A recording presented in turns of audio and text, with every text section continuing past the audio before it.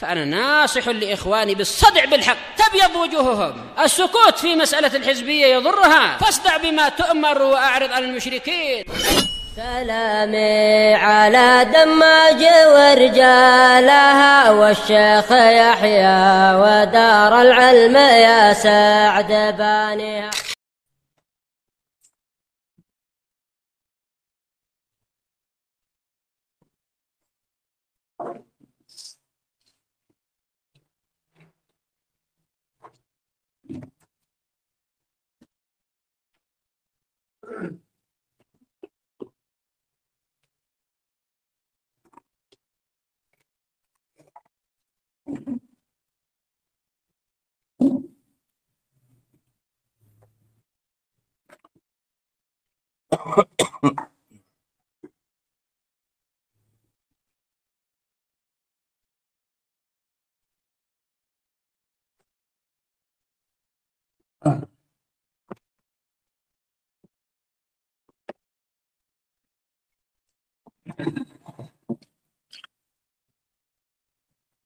Bismillahirrahmanirrahim.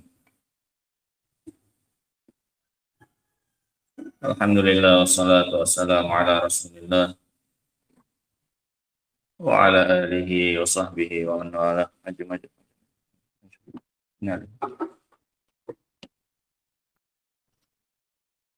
Kita masuk pada ayat yang ke-59 dari surat Al-A'raf, di mana Allah Subhanahu wa taala berfirman, laqad arsalna Nuhan ila qaumihi. Sungguh kami telah mengutus Nuh kepada kaumnya. Faqal, maka dia berkata, ya qaumi ibudullah, wahai kaumku, sembahlah Allah semata. Ini yang dimaksud dengan ibadah, bukan semata-mata beribadah kepada Allah. Yang dimaksud dengan perintah para nabi kepada kaumnya untuk beribadah kepada Allah, maknanya adalah untuk mentauhidkan Allah Subhanahu wa ta'ala. Sehingga ini rumus. Semua perintah untuk mengibadahi Allah, maknanya adalah perintah untuk mentauhidkannya. Ditulis gitu, faedahnya gitu ya Pak. Jadi nanti kalian ngajar itu punya banyak stok gitu. Semua perintah untuk beribadah kepada Allah adalah perintah untuk mentauhidkannya. Sebagaimana yang disebutkan oleh Syekh Muhammad bin Abdul Wahhab rahimahullahu ta'ala dalam salah satu surah. Wa makna ya'budun yuwahidun. Nah, itu kitab itu luar biasa ya. Makanya kita suruh kalian itu membaca syarahnya itu. Itu sangat luar biasa. Kalau itu saja kita kuasai dengan syarahnya dan kita mampu memahaminya dengan baik, itu kalian sudah mendapatkan harta karun yang sangat berharga ya. Terkenal memang kitabnya memang hanya sedikit, ya kan, paling cuma dimasukkan ke kantong saku pun bisa. Salah satu usul. Kitab itu walaupun singkat dan kecil bukunya, tapi kalau dikuasai ya kawan, seseorang akan memiliki pondasi yang sangat kokoh dalam masalah tauhidnya. Oleh karena itu, kita suruh kalian belajar itu di akhir pekan. Dan tidak kita tambahi pelajaran bahasa Arab kalian. Karena memberikan pondasi dasar berupa akidah, berupa tauhid, itu jauh lebih penting ya, daripada sibuk dengan bahasa Arab, bahasa Arab, bahasa Arab. berat bahasa Arab. Kalau kalian nanti tahu, banyak yang ahli nahwu, ahli bahasa Arab dari zaman dahulu, itu kebanyakannya menyimpang dalam bab akidah. Banyak. Banyak yang sufi, banyak yang asy'ari, banyak. Hanya sedikit dan segelintir saja dari ahli bahasa Arab, ahli nahwu, yang merupakan bagian dari ahli sunnah wal jamaah. Sangat sedikit. Nah, kenapa? Mereka sibuk mempelajari hal seperti itu tanpa sebelumnya punya fondasi kuat dalam masalah akidah. Tanpa memiliki fondasi yang kuat dalam perkara tauhid. Dan ini adalah contoh yang harus kita tiru. Dakwahnya Nabi Nuh dan juga para nabi. Dan Rasul yang diutus setelah Nuh, semuanya misi pertamanya adalah untuk memerintahkan kepada kaumnya untuk mentauhidkan Allah Subhanahu wa taala. Sampai-sampai kan pernah kita bilang, kata Syekh Mukbil rahimahullahu taala, ya ikhwanana, aku itu nggak pernah sedih kalau aku nggak paham bahasa Arab katanya. Tapi aku sedih kalau aku nggak paham Al-Quran. Aku sedih kalau nggak paham Sunnah. Nah, kalau bahasa Arab itu ilmu alat. Jangan sampai mengorbankan ilmu lain yang jauh lebih penting. Nah, ilmu akidah, ilmu tauhid. Ini misi dakwahnya para nabi. Perhatikan itu apa kata Nuh pertama kali.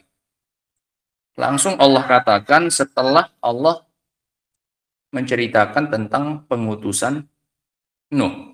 Walaqad arsalna Nuhan ila qaumi faqala. Langsung. Begitu dia diutus, diangkat jadi rasul, diutus kepada suatu kaum, faqala, maka dia langsung faqala. Artinya nggak ada apa ini? Jeda, pakai fa Allah. Iya kan? Faqala, langsung dia sampaikan kepada kaum. Artinya ini yang pertama kali dia sampaikan. Faqala, apa dia bilang? Nggak ada hal yang lain selain tauhid. Faqala abudullah. Jangan ada yang bilang, nah ini kan kaumnya masih musyrik. Kaumnya kan kafir, kaumnya nyembah berhala. Kalau kami ini kan udah apa ini? Udah bertauhid, udah paham tauhid, udah paham akidah. Ketahuilah bahwasanya kamu adalah orang paling bodoh tentang akidah. Ketika kamu mengatakan, qad fahimtu tauhid. Ketika kamu mengatakan, saya telah paham tauhid, pada hakikatnya, kamu adalah orang paling bodoh tentang tauhid. Dan ini sudah pernah kita ambilin. Ini ucapan Syekh Muhammad bin Abdul Wahhab rahimahullah ta'ala. Orang yang mengatakan, aku sudah paham tauhid, maka ini adalah ucapan orang paling bodoh tentang tauhid pada hakikatnya. Makanya bahkan sebagian ulama sampai ya kan, ketika membahas dan mengajarkan kitab Kasyfus yang sudah kita selesaikan itu, atau kitab Tauhid, afwan, dia nggak mau berhenti mengajarkannya. Karena merasa masih apa ini? Butuh untuk terus diingatkan, minimalnya diingatkan. Kalaupun kamu sudah pernah dapat, minimalnya untuk diingatkan tentang masalah apa ini? Tauhid dan seterusnya. Nah, dan betapa banyak sekarang ya di media sosial orang-orang yang terjerumus ke dalam syubhat dalam masalah tauhid. Masalah syubhat tentang para penyembah kubur, boleh dikafirkan atau tidak, tegak hujahnya atau tidak, segala macamnya. Begitu banyak orang yang berbicara dalam masalah itu tanpa ilmu dan tanpa dasar yang kokoh ya. Nah ini masalahnya, kalau ketergelinciran dalam masalah ini akibatnya sangat fatal. Berbeda kalau kamu sekedar salah i'rab atau kamu nggak tahu mana fa'il mana maf'ul bih, kamu keliru, dampaknya nggak sampai kemana-mana. Ya mungkin kamu perlu belajar lagi, yang harusnya di i'rab jadi na'at, kamu i'rab jadi badal misalnya. Dampaknya tidak sefatal ketika kaki kita tergelincir dalam masalah akidah. Nah, makanya kita suruh kalian akhir pekan itu belajar syarah Salasatil Usul supaya dikokohkan itu kaki-kakinya. Setelah itu mau belajar apa saja silahkan. Setinggi apapun kamu belajar silahkan. Harapannya tidak akan tergelincir, kakinya sudah kokoh. sudah punya pegangan. Dan ini yang ingin kita cari, keselamatan di dunia dan akhirat dalam akidah kita. Nah, bukan semata-mata pinter apa ini, bahasa Arab, bukan semata pinter. Bukan berarti nggak penting-penting. Tapi jangan sampai mengorbankan yang lebih penting. Ini pentingnya kita bikin skala prioritas. Dalam belajar, itu harus ada skala prioritas. Mana yang harus didahulukan, mana yang harus bisa ditunda, mana yang... Karena kita ini manusia. Kemampuan kita sangat terbatas. Ada sekian banyak ilmu yang mau kita pelajari. Waktu kita nggak banyak. Waktu kita cuma berapa tahun sih untuk bisa duduk di majelis ilmu seperti ini. Nah, nggak panjang-panjang, nggak lama-lama. Maka harus dibuat skala prioritas. Yang harus dikuasai dulu ini, baru kemudian setelahnya ini, setelahnya ini, setelahnya ini. Nah, ini bisa berbarengan belajarnya dengan ini. Itu hal yang tidak kita dapati kadang-kadang di dalam kitab-kitab. Nah, kita tahunya nanti itu dari lapangan, di praktek, di kenyataannya. Nah, sehingga jangan pernah meremehkan pelajaran tentang tauhid. Ini dakwah yang pertama kali disampaikan oleh Nuh dan juga para nabi dan rasul yang lainnya semuanya sama. Rasulullah ketika mengutus Mu'adz ke negeri Yaman, apa yang disampaikan? Falyakun awwal ma tad'uhum ilaih an yuwahhidullah. Jadikan yang pertama kali, pakai awal bahkan Rasul dalam hadis itu. Jadikan yang pertama kali engkau sampaikan kepada mereka adalah agar mereka mentauhidkan Allah Subhanahu wa taala. Semua nabi.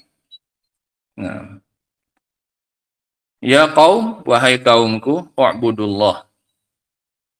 Tauhidkanlah Allah. Ma lakum min ilahin ghairu. Kalian tidak punya sesembahan yang berhak untuk diibadahi ghairu, selain Dia. Inni akhafu alaikum adzab yaumin azim. Sesungguhnya aku tidak takut. Sesungguhnya aku menakutkan atas kalian azab pada hari yang besar, pada hari kiamat. Qala al-mala'u min qaum. Maka berkata para pembesar dari kaumnya, inna lanaraka fi dhalalim mubin. Sungguh kami menganggapmu berada dalam kesesatan yang nyata. Qala ya qaum. Kemudian kata Nuh lagi, wahai kaumku. Ini namanya dakwah ya. Adu debatnya dengan kaumnya adalah dalam masalah tauhid, dalam permasalahan yang paling penting, dalam masalah tauhid. Qala ya qaum laisa bi dhalalah. Aku ini bukan orang yang sesat. Walakinni rasulun min rabbil alamin. Aku ini cuma utusan dari Rabb semesta alam. Tugasku hanya uballighukum risalati rabbi. Aku sampaikan kepada kalian risalah dari Rabbku. Aku cuma menyampaikan risalah. Risalah itu kalau diartikan nanti kalau kalian kali kamu surat, iya kan? Risalah. Bawa sesuatu, pesan dari Allah. Aku cuma membawa pesan dari Allah untuk aku sampaikan. Jadi ini bukan murni dari aku, enggak. Aku cuma pengantar. Mengantarkan risalah dari Allah, pesan dari Allah kepada kalian. Pesan Allah yang pertama, ibadahi Dia, tauhidkan Dia. Jangan beribadah kepada yang lain. Nah. Uballighukum risalati rabbi wa ansahu lakum. Dan aku ingin ngasih nasihat untuk kalian. Aku bukan mau ingin apa-apa, aku cuma menasihati kalian. Aku nyampaikan dan aku cuma menasihati. Nah, wa a'lamu minallahi ma la ta'lamun. Dan aku tahu dari Allah apa-apa yang kalian tidak ketahui. Aku dapat wahyu. Nah, awa ajibtum. Apakah kalian merasa heran? Ajibtum. Kalian merasa heran apa? Anja'akum zikru mir rabbikum. Datang kepada kalian sebuah peringatan. Zikrun, yani kitab dari Rabb kalian. Ala rajulin minkum. Melalui seorang dari kalian. Yang udah kalian kenal, ini bukan orang asing. Nabi yang diutus kepada suatu kaum adalah orang yang sudah dikenal oleh siapanya? Kaumnya. Supaya apa? Supaya lebih mudah diterima. Mereka tahu bagaimana track recordnya. Masa lalunya selama ini, bagaimana kesehariannya mereka tahu. Dan tidak ada yang mereka celah. Sehingga ketika diangkat dia menjadi nabi dan rasul, sehingga harapannya lebih mudah dia untuk diterima apa yang dia sampaikan dari Allah Subhanahu wa taala, bukan orang dari luar kemudian diutus ke situ, tidak. Kalau itu mungkin mereka akan banyak mempertanyakan, kami nggak kenal siapa dia, gimana track recordnya dulu, masa lalunya itu gimana, bagus apa enggak, kok tiba-tiba datang nyuruh-nyuruh kami. Enggak. Nah, rojulun minkum, seorang laki-laki yang dari kalian sendiri, liunzirakum, untuk ngasih peringatan kepada kalian, walitattaqu, dan agar kalian bertakwa, wala'allakum turhamun, tujuannya agar kalian mendapatkan rahmat dari Allah Subhanahu wa taala. Fakadzabu, maka mereka pun juga nggak bermanfaat. Kadzabu, ini cuma hiburan saja untuk kita. Bahwasanya yang namanya dakwah ini tidak mesti harus diterima. Bahkan para nabi seperti ini jawaban siapanya? Kita nggak pernah bermimpi bahwasanya dakwah kita itu pasti akan diterima oleh masyarakat, oleh enggak. Tugas kita hanya menyampaikan, diterima alhamdulillah. Kalaupun tidak, hanya sekedar melaksanakan kewajiban. Ini juga salah satu motivasi supaya tidak berhenti dan tidak gampang menyerah, tidak gampang merasa capek juga. Dalam berdakwah, dalam menasehati, jangan terlalu fokus kepada yang namanya hasil. Karena cepat atau lambat, bahkan seringnya cepat, kita akan berhenti dari usaha yang kita lakukan ketika usaha tersebut tidak membuahkan hasil. Karena kita terlalu fokus di situ. Beda dengan orang yang fokus di prosesnya. Dia hanya menganggap apa yang dia lakukan ini hanya sekedar untuk menunaikan kewajiban. Ya, kalaupun mengharapkan hasil itu hal yang lumrah. Setiap orang yang masih normal, masih berakal, kalau dia punya akal yang sehat, setiap usaha dari kita pasti kita mengharapkan darinya hasil. Itu sudah normal. Tapi jangan fokus di situ. Fokus saja dia bahwasanya ini adalah kewajibanku, ini keharusanku, selesai. Dapat hasilnya alhamdulillah, kalaupun tidak, aku sekedar menunaikan kewajiban supaya nggak ditanyai lagi, supaya aku punya uzur di hadapan Allah. Selesai. Ini biasanya akan awet.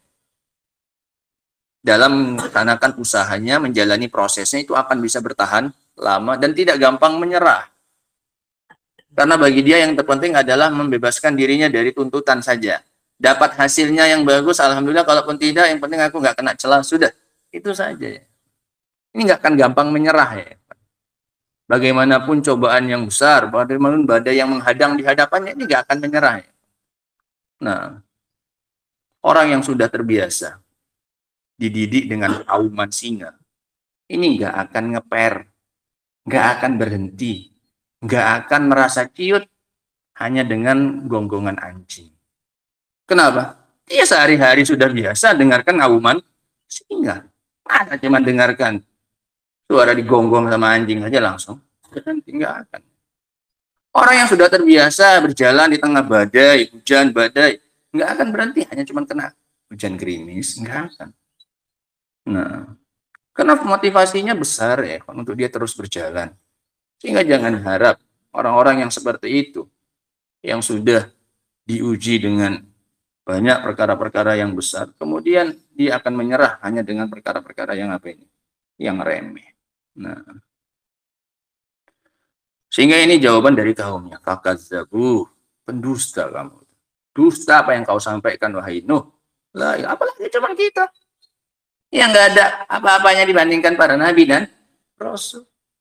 Ini sekelas Nuh. Fakadzabu. Nah, berapa yang ikut sama dia? Dari seluruh manusia yang dia dakwahi, dari kaumnya, yang ikut sama dia cuma berapa? Satu kapal. Itu pun sudah campur sama yang lain-lain, dari binatang, tanaman, atau apa yang mau dipakai untuk kembali menghidupkan bumi. Cuma satu kapal. Padahal dia mendakwahinya selama berapa tahun? 10 tahun? 950 tahun. Alfasana illa khamsin. 1000 kurang 50. 950 tahun ya Allah. Cuma dapat segitu. Nah kita baru berapa tahun dakwah? 7 tahun, 8 tahun, 9 tahun, 10 tahun. Udah bisa segini banyak. Ini aja yang belajar sama kita udah sangat sangat banyak. Bagi kita ini saja sudah sangat banyak. Makanya kita nggak pernah terlalu bersedih kalaupun harus berkurang jumlahnya kita. Nah, ini kita juga jauh lebih sedikit daripada ini juga pernah kok. Nah, nggak ada yang datang juga pernah kok, buka pelajaran biasa. Nah, sehingga kita yang butuh pada dakwah ini sekali lagi. Nah, kita yang butuh kepada dakwah ini. Fakadzabu fa'anjainahu. Nggak jadi soal. Kami selamatkan dia. Fa'anjainahu. Ini yang dilakukan oleh Nuh. Ketika mendakwahi kaumnya, yang menjadi tujuan utama Nuh adalah fa'anjainahu, untuk mendapatkan keselamatan dari Allah. Ketika turun azab Allah, aku sudah apa ini? Selesai kewajibanku. Aku selamat. Udah. Fa'anjainahu walladzina ma'ahu fil fulki. Dan kami selamatkan orang-orang yang bersama dengan beliau di dalam kapal. Fil fulki. Al-fulk itu safinah. Wa aghraqna alladzina kazzabu bi ayatin. Sementara yang lain kami aghraqna, tenggelamkan semuanya. Seluruh manusia yang di bumi saat itu apa ini? Binasa, nggak ada lagi. Sehingga semua nasab kita ini, manusia yang zaman sekarang setelah Nabi Nuh itu semuanya kembali kepada kapal Nabi Nuh. Kakek-kakeknya. Kita semuanya nasabnya pasti jumpa di mana ini? Oh ya, kakek kita, oh ya sama, kakek kita sama-sama. Sama-sama di atas kapal apa? Nabi Nuh. Kakeknya Azam, iya kan Zam? Atuk-atuknya dulu sama atuk-atuknya Bang Korni itu sama, jumpa sama Bang Dede. Jumpa di mana? Sama atuknya Ali, itu jumpa nanti di mana? Di kapalnya Nabi Nuh. Iya, semuanya dari situ. Jumpanya di situ, di kapalnya Nabi Nuh. Entah duduk yang di mananya lah kamu, kakeknya. Entah yang di depan, entah yang di samping, entah di tengah. Pokoknya semua nasab kita jumpa di mana itu? Di kapal Nabi Nuh, jumpanya kita. Karena yang lain udah nggak ada. Etnis manusia, kehidupan manusia udah nggak ada saat itu, kecuali yang di Nuh. Baru setelahnya muncul lagi apa ini? Generasi manusia. Nah, seluruh bumi tenggelam. Orang-orang yang mendustakan ayat-ayat kami. Innahum kanu qauman amin. Mereka itu adalah orang-orang yang buta. Gak mau nengok kebenaran yang disampaikan oleh Nabi Nuh alaihi salatu wassalam. Qala Syabdur Rahman As-Sa'di rahimahullah. Lama dzakara ta'ala min adillati tauhidihi jumlatan salihatan. Setelah Allah menyebutkan dari dalil-dalil untuk mentauhidkan Allah sejumlah yang banyak, salihah itu sejumlah yang cukup gitu. Sejumlah yang cukup. Ayyada dzalika bi dzikri ma jara lil anbiya. Maka kemudian Allah kuatkan dalil tersebut. Sebelum-sebelumnya dalil secara umum, perintah untuk mentauhidkan Allah. Kemudian kasih contoh sekarang. Gini. Contohnya ini, apa yang terjadi dengan para nabi.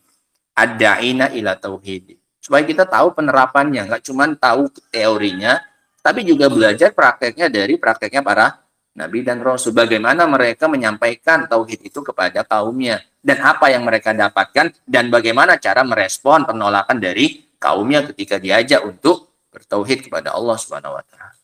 Sehingga sekarang belajar praktek. Belajar praktek dari langsung para nabi dan rasul. Ad-da'ina ila tauhid, yang mengajak untuk mentauhidkan Allah.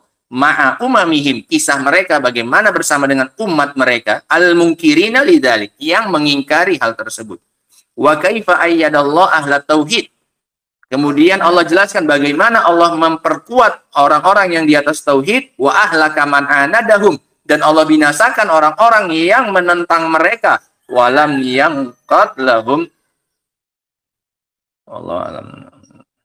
Wa kaifa tafaqad da'watul mursalin. Dan lihatlah bagaimana saling mencocoki dakwahnya para rasul ala dinin wahidin, atas satu agama, wa mu'taqadin wahidin, dan satu akidah. Sehingga agama para nabi dan rasul itu satu, yaitu Islam. Semuanya. Yang berbeda itu adalah syariatnya saja. Nah. Qala an Nuh awwalil mursalin. Maka Allah pun berkata tentang Nuh, rasul yang pertama. Nuh adalah rasul yang pertama kali Allah utus ke muka bumi. Dari Adam sampai Nuh itu ada 10 generasi. Semuanya masih di atas tauhid. Makanya Allah belum mengutus seorang rasul. Karena semuanya masih lurus. Baru setelah terjadi kesyirikan pertama di muka bumi di zamannya Nabi Nuh, barulah Allah utus apa? Nuh. Karena sudah terjadi kesyirikan, sudah mulai bergeser agamanya manusia. Rasul pertama, laqad arsalna Nuhan ila qaumihi. Sungguh kami telah mengutus Nuh kepada kaumnya. Yad'uhum ila ibadatillah, untuk mengajak mereka mentauhidkan dan mengibadahi Allah semata. Hina kanu ya'budunal ausan, ketika mereka beribadah kepada berhala. Faqala lahum, maka dia berkata kepada mereka, ya qaum u'budullah, wahai kaumku, ibadahilah Allah, ay wahiduhu. Itu di garis bawahi. Itu yang tadi kita sebutkan. U'buduh artinya apa? Wahidu. Disuruh mentauhidkan. Semua perintah untuk ibadah adalah perintah untuk mentauhidkan Allah. Allah bukan mau semata-mata diibadahi. Tidak, Allah maunya disendirikan. Gitu loh. Allah bukan minta untuk diibadahi, titik. Tapi Allah maunya disendirikan ketika diibadahi. Ay wahidu, tauhidkan dia. Malakum min ilahin ghairu, kalian tidak punya sesembahan yang berhak selain dia. Li'annahul khaliq, alasannya karena dia adalah sang pencipta. Ar-razik, pemberi rezeki. Al-mudabbir li jami'il umur, yang mengatur segala urusan. Wa masiwahum makhlukun, adapun yang selainnya adalah makhluk. Mudabbarun, yang diatur. Laisa lahu minal amri syai', tidak memegang perkara sedikit pun. Tsumma khawwafahum, kemudian Nuh menakut-nakuti mereka, mengancam mereka. In lam yuti'uhu, kalau mereka tidak mau taat kepada Nuh untuk mengibadahi Allah semata, azab Allah, dengan azab Allah. Faqala, kata Nuh, inni akhafu alaikum azab yaumin azim, aku takut akan kalian dari azab yang pedih pada hari yang besar. Wa hadza min nushihi, ini termasuk dari nasihatnya beliau alaihi salatu wassalam, wa syafaqatihi alaihim, dan ini bentuk kasih sayangnya beliau kepada mereka. Haitsu khafa alaihimul adab al-abadi, di mana dia mengkhawatirkan atas mereka azab yang abadi. Wasyaqa as-sarmadi, dan kesengsaraan yang abadi. Sarmadi dengan abadi itu sama. Ka ikhwanihi minal mursalin, sama seperti saudara-saudaranya Nuh dari kalangan para rasul, sama. Semuanya menyuruh kaumnya untuk bertauhid kepada Allah sebagai bentuk nasihat, sebagai bentuk kasih sayang. Dia tidak mau kaumnya ditimpa oleh azab. Padahal bukan siapa-siapa, bukan keluarganya juga. Ya orang-orang lain yang beda nasab. Nah, alladzina yasfikuna 'alal khalqi, yang mana mereka itu sangat sayang kepada makhluk, a'zam min syafaqati abaihim wa ummahatihim, yang mana mereka itu lebih besar kasih sayangnya orang tua mereka, ayah mereka dan ibu mereka. Kasih sayang para nabi dan rasul ya ikhwan kepada kita itu lebih besar dari situ ya ikhwan. A'zam min syafaqati abaihim, lebih besar daripada kasih sayang ayah-ayah mereka, wa ummahatihim, dan kasih sayang ibu-ibu mereka. Kalau ayah dan ibu kita menyelamatkan kita dari azab dunia, maka para nabi dan rasul itu menyelamatkan kita dari azab neraka. Nah, qala falamma qala lahum hadhil maqalah, ketika Nuh menyampaikan ucapan itu kepada mereka, raddu alaihi akbaharaddin, maka mereka pun membantah Nuh dengan bantahan yang sejelek-jeleknya bantahan. Faqala al-mala'u min qaumihi, maka berkata para pembesar, mala' ay ar-ru'asa, rois, kepala, pentolan, pimpinan, namanya mala'. Mala'u, apa ini? Ru'asa, para pimpinan, orang-orang yang ditokohkan. Al-aghniya, orang-orang kayanya. Al-muttaba'un, al-matbu'un, yang diikuti. Alladzina qad jaratil ada bistikbarihim, yang telah menjadi kebiasaan sombongnya mereka ini alal haqi, sehingga sombongnya pemimpin ini lebih besar daripada sombongnya para pengikut, orang-orang kecil. Makanya kebanyakan pengikutnya para nabi ini dari kalangan orang-orang kecil. Dari dulu memang seperti itu. Kalau para pembesarnya keadaannya seperti ini. Qalal mala'u, yang paling getol membantah dakwahnya para nabi itu siapa? Al-mala', ar-ru'asa, al-aghniya, al-matbu'un, orang-orang yang diikuti. Azam cuci mukanya, Azam.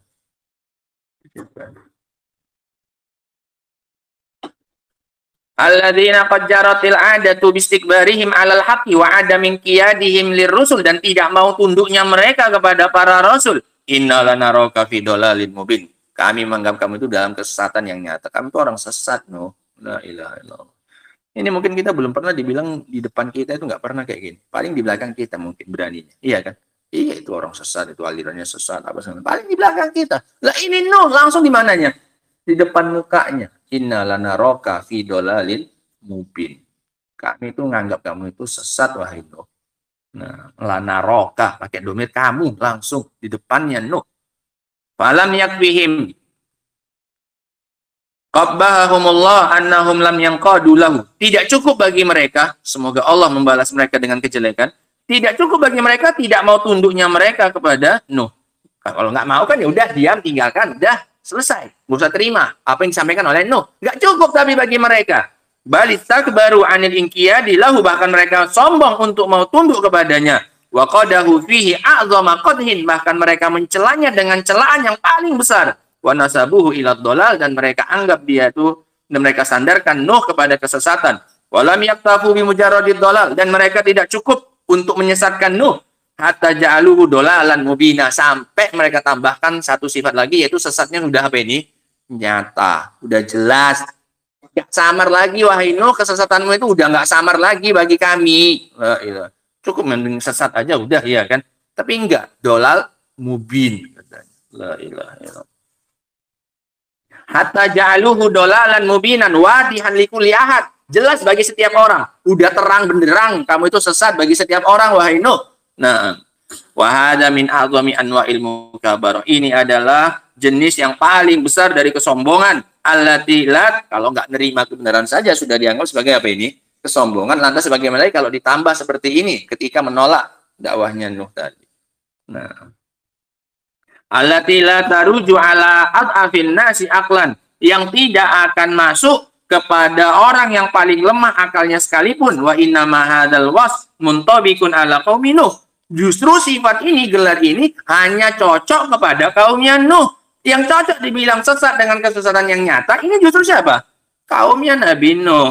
Alladzina ja'u ila asnam, yang mereka itu datang kepada berhala, qad sawwaruha, yang mereka sendiri yang menggambar dan melukisnya, wa nahatuha, dan mereka pahat, bi aidihim, dengan tangan mereka, minal jamadat, dari benda yang mati, dari batu atau dari kayu, allati la tasma' wa la tubsir, nggak bisa dengar, nggak bisa melihat, wa la tughni anhum syai'a, dan nggak bisa mencukupi mereka sedikit pun, fanazzaluha manzilata fatiris samawat.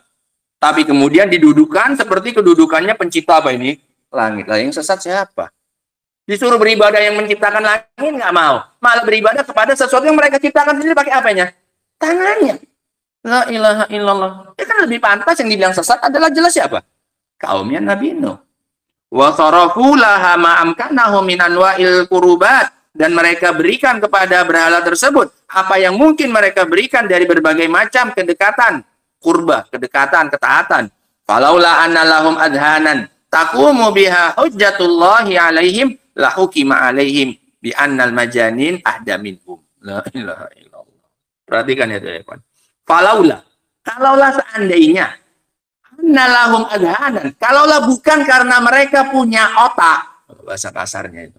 Kalaulah bukan karena mereka masih punya otak, masih punya akal, yang dengan itu tegak hujah Allah atas mereka, kan dengan akal itu mereka bisa paham apa yang disampaikan oleh siapa ini? Nuh, berarti udah sampai, udah tegak namanya hujah. Lahu kima alaihim bi annal majanin ahda minhum. Niscaya akan lebih layak kalau dihukumi bahwasanya orang gila itu lebih lurus jalannya daripada siapa ini? Mereka. Kenapa orang gila enggak gitu? Menyembah kepada apa yang dia buat dengan tangannya apa ini? Sendiri. Melihat nggak bisa, dengar nggak bisa, dipanggil nggak dengar, didoai nggak pernah ngasih. Kalau bukan hanya karena ada akalnya saja, menscaya akan orang gila itu kita bilang lebih apa ini? Lurus, karena orang gila nggak ada apanya? Akalnya. Ini mereka masih agak mending nggak divonis gila. Kenapa? Karena masih apa? Waras, masih ada apanya? Akalnya. Kalau nggak ada, maka mereka ini lebih sesat. Mendingan siapa ini? Yang memang asli apa ini? Gila. La ilaha illallah.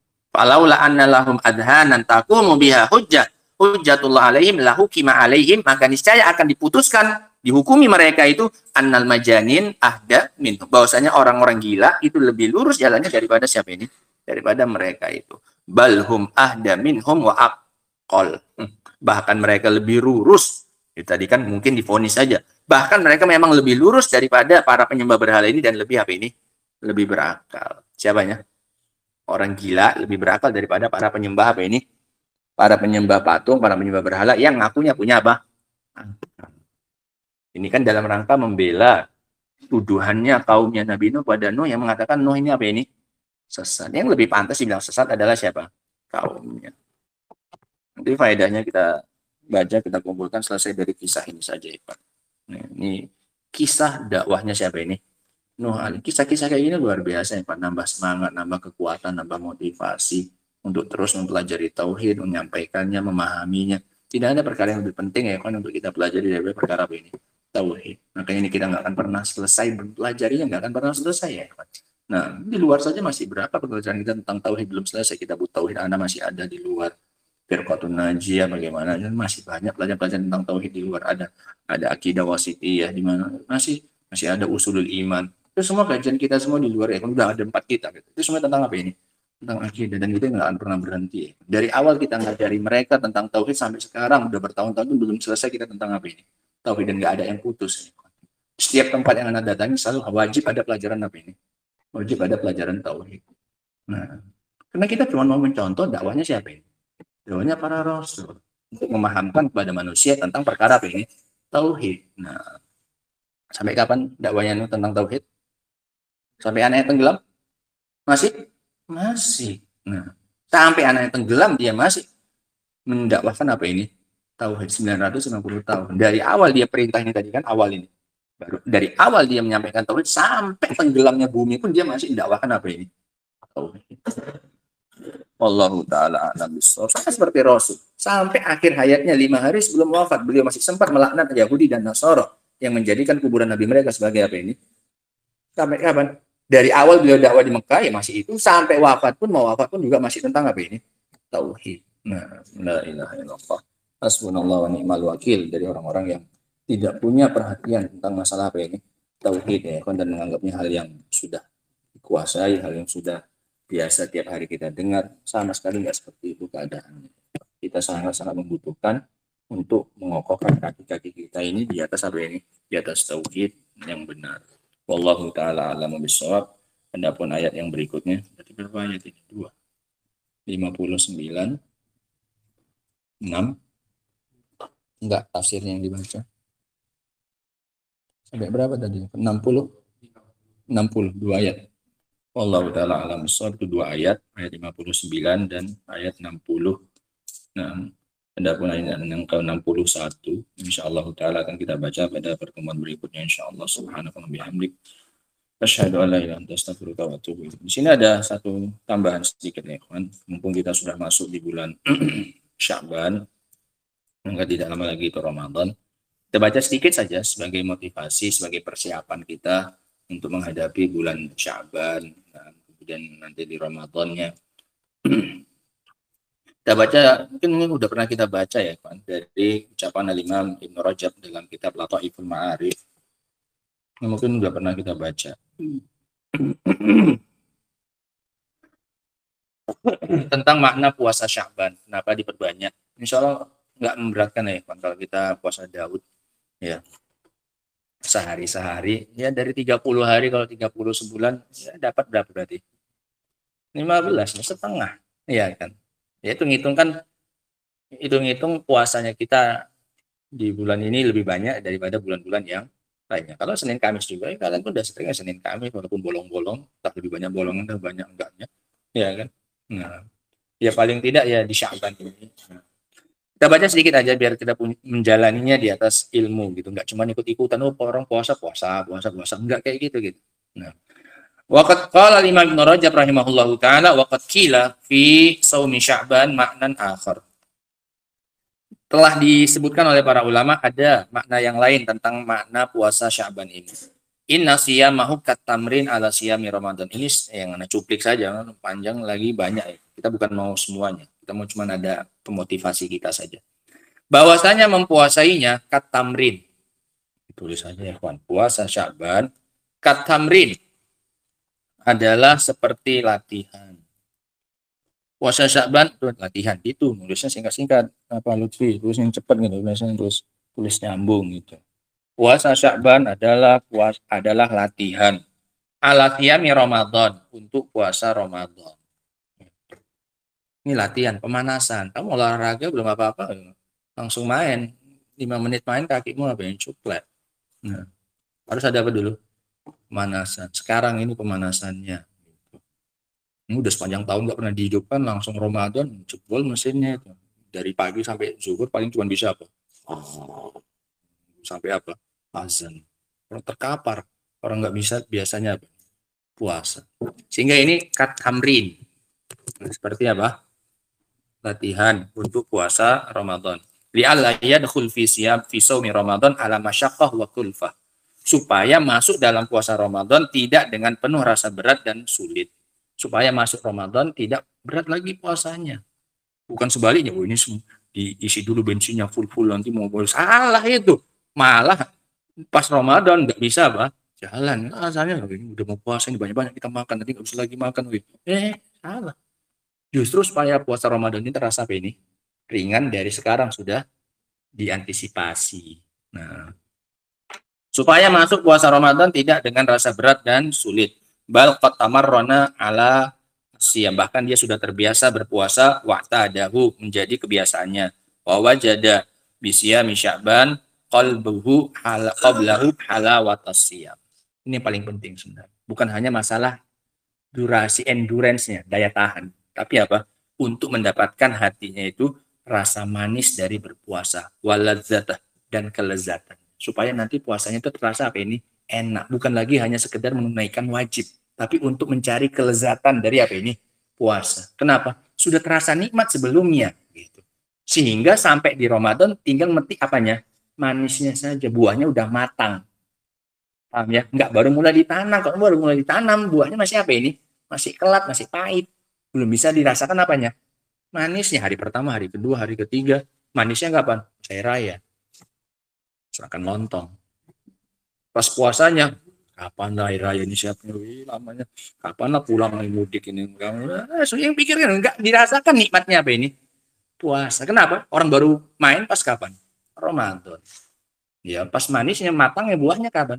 Ya hari raya lah dengan kue-kuenya apa segala macamnya, sirupnya apanya. Nah, untuk mendapatkan manisnya dan kelezatannya puasa itu ya. Wa wajada bisiyami halawat asyam wa ladzatah, dan dia mendapatkan dengan puasa Sya'ban sebelumnya itu manisnya berpuasa dan lezatnya berpuasa. Ini yang mau dicari ya, kawan. Insyaallah kita udah bertahun-tahun kita puasa ini Ramadan. Jadi puasa ini bukan hanya sekedar untuk rasa capek yang dilakukan hanya dengan untuk menunaikan kewajiban lepaskan tanggung jawab saja, enggak. Tapi mau nyari apanya? Nyari manisnya berpuasa itu ya. Makanya ini harus dilatih, jangan dibatalkan. Tujuan-tujuan ini di maghribnya. Namanya udah seharian penuh nahan bisa, gitu cuman maghrib aja nggak bisa ketahan. Semuanya digas, beli sirup, beli jus, beli bakwan, beli pecel, beli apa, beli kolak. Jangan. Nanti maghrib nanti apa yang kalian biasa buka itu minum aja udah. Biasanya kan juga nggak pernah minum jus kan hari-hari biasa. Iya kan? Bisa kan? Bisa. Ini buka nggak usah pakai apa-apa. Nanti habis maghrib kalau mau makan langsung ambil lauknya, silahkan permisi sebelum taklim makan boleh. Boleh silahkan, kalau nggak tahan keroncongan perutnya makan boleh. Jadi memang betul-betul jatah makannya memang apa? Kurang satu, jangan dikodok, jangan dijamak. Yang makan siang tadi dikodok kemana? Malam 2 porsi nggak ada. Mas, ini makanya supaya terasa lezatnya apa? Kalau kamu ganti, ya, bahkan gantinya jauh lebih apa nih? Ada bakwan, biasanya 3 kali makan sehari nggak pernah pakai bakwan, nggak pernah pakai jus, nggak pernah pakai. Ini puasa udah nambah nasinya, ditambah lagi sama yang lain, malah hilang rasa manisnya apanya? Puasanya. Kita mau melatih hati kita supaya merasakan orang miskin kayak gini. Orang miskin nggak ada yang kayak gitu, makan 2 kali sehari, tapi nanti pas maghrib itu mewah misinya penuh di depannya, nggak ada. Orang miskin ya pagi sekali, nanti sore sekali, udah nggak ada lagi dia beli gorengan, itu nggak ada orang miskin. Nah kita udah seharian ngerasain orang miskin karena terpaksa, habis itu nggak jadi lagi orang apa? Miskin. Ya kapan senasibnya sama orang apa ini? Miskin. Hatinya minimalnya, bukan kita disuruh jadi miskin, ya enggak, minimal apanya?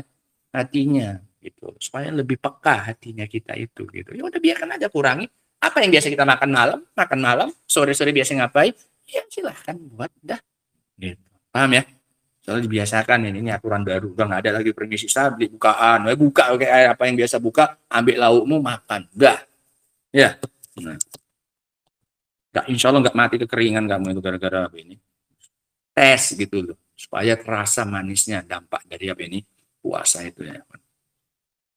Fayadkhul fi siyami Ramadan bikuwatin wa nasyat. Sehingga dia masuk dalam puasa Ramadan dengan penuh kekuatan dan semangat. Kenapa? Tiap hari udah merasakan apa? Manis. Tinggal melanjutkan saja di puasa apa ini? Ramadan. Walam makana Sya'ban kal muqaddimah li Ramadan. Ini tambahannya ya. Maka tatkala Sya'ban itu adalah sebagai muqaddimah, pembukaan untuk Ramadan, syuri'a fihi ma yushra'u fi Ramadan. Maka disyariatkan pada Sya'ban apa yang akan disyariatkan pada apa ini? Pada Ramadan. Minas siyam berupa apa? Puasa. Wa qiraatil Quran. Ini kan ngajinya ditambahi juga udah mulai. Paham ya? Supaya nanti di sana juga terbiasa udah banyak-banyak apa ini? Ngajinya. Supaya di Ramadannya udah banyak. Nih murojaahnya ditambahi yang biasanya setengah juz, tambahi 1 juz. Ya paham ya? Ini lebih ditekankan ya, Pak. Wa litahsul ta'ahhub litalaqi Ramadan, supaya muncul kesiapan untuk menghadapi Ramadan. Wa tartadha linufusihim linufus wa tartadha an-nufus bidzalika ala ta'atir rahman, dan supaya terbiasa jiwa itu untuk melaksanakan ketaatan kepada Allah. Ini disebutkan oleh kemudian asar dari para salaf, karena yuqal, dulu mereka mengatakan syahrul Sya'ban syahrul qurra, bulan Sya'ban adalah bulannya para pembaca Al-Quran. Nah, artinya persiapan mereka untuk menghadapi apa ini Ramadan nanti, supaya bisa banyak terbiasa sudah ngajinya banyak, sehingga apa yang ingin kita lakukan sedekah juga misalnya nanti memperbanyak sedekah dibiasakan dari kapan ini, dari sekarang, supaya nanti terbiasa ringan tangan ketika apa ini, ketika kalau nanti terbiasanya untuk yang lain, terbiasa beli jajan, terbiasa beli yang lebih, makin Ramadan makin apa ini, makin parah nanti. Apalagi di jalan yang nggak ada jual di Ramadan itu apa, berkeluaran semua itu, iya kan? Nah, hampir nggak ada pun celah pun untuk apa, samping-sampingan semua isinya apa ini, tinggal pilih matamu itu mau yang mana saja. Yang nggak pernah berkeluaran di sepanjang tahun Ramadan itu apa, keluar lah itu, yang nggak ada kolak pedas lah, ada kolak pedas. saking orang itu memanfaatkan bulan apa ini, nggak usah banyak-banyak keluar, nggak usah ya kan. Nah, nggak usah sekali awal-awal Ramadan ya kasihlah 3 hari, habis itu udah nggak usah. Betul. Nah, nunggu aja apa yang dikasih bapak-bapak di sini, diantar kurma 3 butir, sholat, dah makan malam, selesai kalau enak. Nah, ini kita seringnya makan malam aja pun nggak bisa habis maghrib. Kenapa? Nggak sanggup udah. Wah, minimalnya paling mau Mbak Dalisha paling nggak. Kenapa? Nggak sanggup. Nah, sehingga ini kita mau nyari maknanya apa ini? Puasa, bukan hanya sekedar menunaikan apa ini? Kewajiban. Selesai kewajibannya ya selesai. Kamu pakai buka sebaskom sirup marjan ya sah-sah aja puasa. Tapi kan bukan itu yang mau kita cari lagi gitu. Nah, wallahu a'lam bishawab. Alhamdulillah. Subhanakallahumma bihamdika asyhadu an la ilaha illa anta astaghfiruka wa atubu ilaik. Walhamdulillahirabbil alamin.